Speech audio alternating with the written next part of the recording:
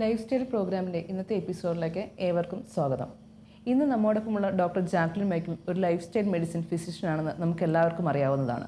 ഒരുപക്ഷെ ഇന്നത്തെ വിഷയം കൈകാര്യം ചെയ്യാനായിട്ട് ഏറ്റവും പ്രാപ്തിയായ വ്യക്തി തന്നെയാണ് നമ്മോടൊപ്പമുള്ളത്.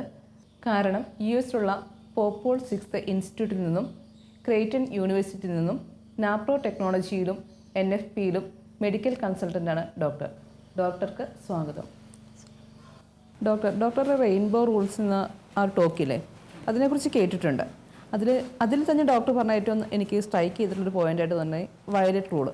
ആ വയലറ്റ് റൂളിൽ പറയുന്നുണ്ട് കുടുംബ ബന്ധങ്ങളുടെ ആരോഗ്യം നമ്മുടെ ഫിസിക്കൽ ഹെൽത്തിന് ഇൻഫ്ലുവൻസ് ചെയ്യുന്നുണ്ടെന്ന്. അതിനെക്കുറിച്ച് എന്താ ഒന്നും കൂടി കൂടുതലായിട്ട് പറയാമോ? ആ വയലറ്റ് റൂളിൻ്റെ ആ ഒരു അടിസ്ഥാനത്തിൽ കുടുംബ ബന്ധങ്ങളുടെ ആരോഗ്യം. Okay, it's very important. ബന്ധങ്ങളുടെ ആരോഗ്യം, how healthy is your relationship. Okay, അതിന് നമ്മുടെ സഭയുടെ ഒരു ചാക്രിക ലേഖനമുണ്ട്. It's called the Humanae വിറ്റേ.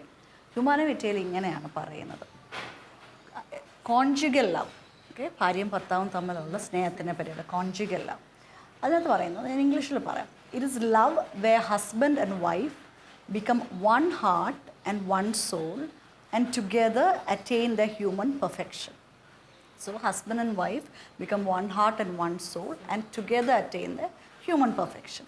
അതായത് നമ്മളുടെ ഒരു ഹ്യൂമൻ പെർഫെക്ഷൻ, നമ്മളുടെ ഒരു പൂർത്തീകരണം, മനുഷ്യ ജീവിതത്തിൻ്റെ പൂർത്തീകരണം, ആ പെർഫെക്ഷനിലേക്ക് എത്തുന്നത് ഭാര്യയും ഭർത്താവും വൺ ഹാർട്ടും വൺ സോളും ആയി, ഒരു ശരീരവും ഒരു ഹൃദയവും ഒരു മനസ്സുമായി വരുന്നു. അതാണ് സഭ പഠിപ്പിക്കുന്നത്. എൻ്റെ ഒരു വിഷയം, നമ്മളെ ഒത്തിരി പേരെ കൗൺസിൽ ചെയ്ത് അല്ലെങ്കിൽ ഒത്തിരി പേരുമായിട്ട് സംസാരിച്ചു നമ്മൾ കോച്ച് ചെയ്യുന്നതിലൂടെ എനിക്ക് എൻ്റെ ചില ബോധ്യങ്ങൾ ഞാനിവിടെ ഷെയർ ചെയ്യാം. കുടുംബ ബന്ധങ്ങളുടെ ആരോഗ്യത്തിന് നമുക്ക് എങ്ങനെ നമുക്ക് ദൃഢമാക്കാം എന്നതിനെപ്പറ്റി. അപ്പോൾ ആരോഗ്യപരമായ കുടുംബ ബന്ധങ്ങൾക്ക് അടിസ്ഥാനപരമായ 2 കാര്യങ്ങളാണ് വേണ്ടത്. ഒന്ന്, ഭാര്യയും ഭർത്താവും തമ്മിലുള്ള പരസ്പര ബഹുമാനവും സ്നേഹവും. രണ്ടാമത്തെ കാര്യം, ഈ പരസ്പര ബന്ധത്തെ, ഈ സ്നേഹവും ബഹുമാനത്തിൽ നിന്ന് ഉരുത്തിരിഞ്ഞു വരുന്ന, അതായത് അതിന് ഫലം എന്നോണം വരുന്ന ഫ്രൂട്ടായിട്ട് വരുന്ന ദൈവ ചൈതന്യമുള്ള ലൈംഗിക ബന്ധം. ഇത് രണ്ടും കൂടെ ചേരുമ്പോൾ നമ്മൾ കാണുന്നു ആ കുടുംബങ്ങളിൽ നല്ലൊരു ചൈതന്യമുണ്ട്, നല്ല ഊഷ്മളതയുണ്ട്, ദൃഢമായ ബന്ധമുണ്ട്. ഓക്കെ, സോ ഇത് നമ്മൾ വളരെ ശ്രദ്ധിക്കേണ്ട കാര്യമാണ്. രശ്മി ശ്രദ്ധിച്ചോന്നറിയത്തില്ല, ഞാൻ ആദ്യം പറഞ്ഞത് ബഹുമാനവും സ്നേഹവും. ഓക്കെ, ബഹുമാനമില്ലാത്തടത്ത് ട്രൂ ലവ്, ശരിയായ സ്നേഹത്തിന് ഉണ്ടാകാൻ പറ്റത്തില്ല. It's very important. പലപ്പോഴും നമ്മൾ കേൾക്കുന്നത് ഞാൻ ഭർത്താവിനെ സ്നേഹിക്കുന്നു, ഭാര്യയെ സ്നേഹിക്കുന്നു, പക്ഷേ അവർ തമ്മിലുള്ള ഇടപാടുകളൊക്കെ കാണുമ്പോഴത്തേക്ക് നമുക്ക് മനസ്സിലാവുന്നൊരു കാര്യം, ശരിയായ ബഹുമാനമില്ല. There is no respect. ആ റെസ്പെക്റ്റ് ഇല്ലെങ്കിൽ ഒരു വ്യക്തി കാട്ടിക്കൂട്ടുന്ന കാര്യങ്ങളൊക്കെ അവരത് സ്നേഹത്തിൻ്റെ പുറത്താണ് ചെയ്യുന്നതെന്ന് പറഞ്ഞാൽ തന്നെ മറ്റേ വ്യക്തിക്ക്, സ്വീകരിക്കുന്ന വ്യക്തിക്ക് അത് ഉള്ളിൻ്റെ ഉള്ളിൽ മനസ്സിലാവും അത് സ്നേഹമല്ലെന്ന്. പ്രകടനം മാത്രമാണ്. അത് ഒരുപക്ഷെ നമ്മൾ വിശ്വസിക്കാമോ, I really love this person, I am doing everything for that person, ഞാൻ എല്ലാം ചെയ്തു കൊടുക്കുന്നുണ്ട്. പക്ഷെ ഒരു കാര്യത്തിലേക്ക് വരുമ്പം അവളുടെയോ അവൻ്റെയോ അഭിപ്രായങ്ങൾക്കോ അവരായിരിക്കുന്ന എന്തവസ്ഥയാണോ അതോ അവരുടെ പേഴ്സണാലിറ്റി എന്നോ ഇതിലൊന്നും അവർക്ക് പരസ്പര റെസ്പെക്റ്റ് ഇല്ല. മനസ്സിലായോ? ആ റെസ്പെക്റ്റ് ഇല്ലെങ്കിൽ നമുക്ക് എങ്ങനെ ഒരു വ്യക്തിയെ ശരിക്കും സ്നേഹിക്കാൻ പറ്റും? ബഹുമാനത്തോടെ നമുക്ക് സ്നേഹിക്കാൻ പറ്റുകയില്ല. ആ ബഹുമാനവും സ്നേഹവും ഒത്തൊരുമിച്ച് വരുമ്പോൾ അതിൻ്റെ പ്രതിഫലനമായിട്ട് വരുന്ന ലൈംഗിക ബന്ധം എന്ന് പറഞ്ഞാൽ അതൊരു വെരി ബ്യൂട്ടിഫുള്ളായ ദൈവ ചൈതന്യമുള്ളൊരു ബന്ധമാണ്. പക്ഷെ നമ്മുടെ പൊതുസമൂഹത്തിൽ ലൈംഗികത എന്നൊക്കെ പറഞ്ഞാൽ വളരെ മോശവും മ്ലേച്ഛമായ ഒരു അണ്ടർസ്റ്റാൻഡിംഗ് ആണ്, വികലമായൊരു അണ്ടർസ്റ്റാൻഡിംഗ് ആണെന്ന് വേണമെങ്കിൽ നമുക്ക് പറയാം. പക്ഷേ അതല്ല, it is something really beautiful. അത് ആ ബ്യൂട്ടിഫുൾ സെൻസിൽ എന്ന് വെച്ചാൽ 2 മനുഷ്യർ തമ്മിൽ ഏറ്റവും നല്ല രീതിയിൽ ഏറ്റവും പരിപൂർണമായ ഒരു സമർപ്പണമാണ് ലൈംഗികത എന്ന് പറയുന്നത്. അതായത് സ്നേഹത്തിൻ്റെയും ബഹുമാനത്തിൽ നിന്നും ഉരുത്തിരിയുന്ന ഒരു പരിപൂർണമായ ഒരു സമർപ്പണമാണ് ലൈംഗികത. അത് നമ്മൾ അങ്ങനെ തന്നെ മനസ്സിലാക്കണം. ഓക്കെ, ഒരു ഉദാഹരണം ഞാൻ പറയാം.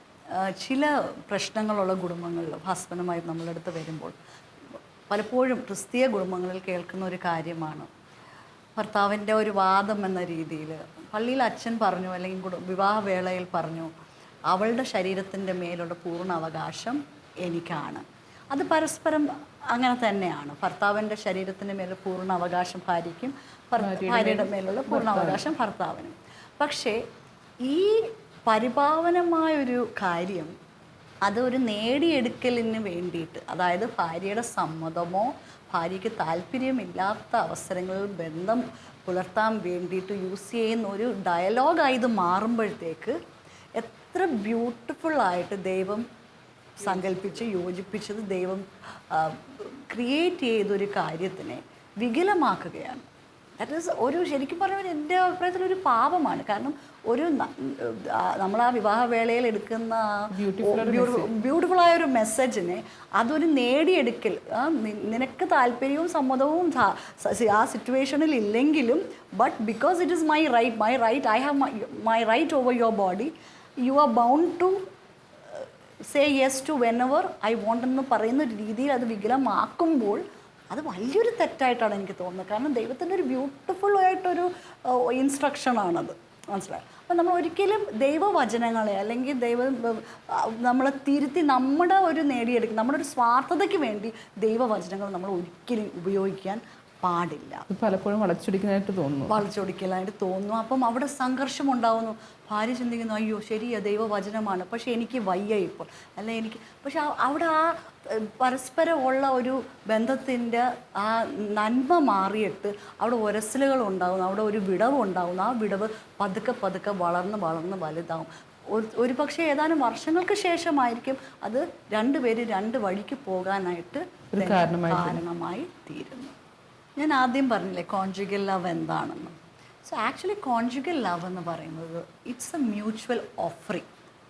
അത് കീ വേർഡ് അവിടെ ഓഫറിങ് ആണ്, പരസ്പരമായ സമർപ്പണം. അത് സമർപ്പണം രണ്ട് ഭാഗത്തു നിന്നും ഉണ്ടാകുമ്പോഴാണ് അത് ആ പരിഭാവനമായ ഒരു ദൈവചൈതന്യമുള്ള ലൈംഗിക ബന്ധമായി തീരുന്നത്.